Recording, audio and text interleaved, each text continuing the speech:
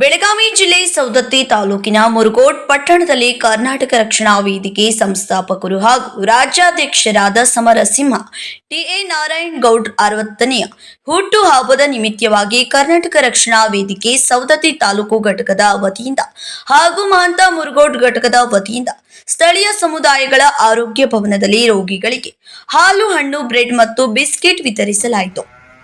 ನಂತರ ಸ್ಥಳೀಯ ಸಮುದಾಯ ಆರೋಗ್ಯ ಭವನದ ಆವರಣದಲ್ಲಿ ಸಸಿ ನೆಡುವ ಮೂಲಕ ರಾಜ್ಯಾಧ್ಯಕ್ಷರಾದ ಟಿಎ ನಾರಾಯಣ್ ಗೌಡ್ 60ನೇ ಹುಟ್ಟುಹಬ್ಬ ಆಚರಿಸಲಾಯಿತು. ಈ ಸಂದರ್ಭದಲ್ಲಿ ಕರವೇ ತಾಲೂಕು ಅಧ್ಯಕ್ಷರು, ಉಪಾಧ್ಯಕ್ಷರು ಹಾಗೂ ಉಪ ಅರಣ್ಯ ವಲಯ ಅಧಿಕಾರಿ, ಸ್ಥಳೀಯ ಸಮುದಾಯ ಆರೋಗ್ಯ ವೈದ್ಯಾಧಿಕಾರಿಗಳು ಉಪಸ್ಥಿತರಿದ್ದರು.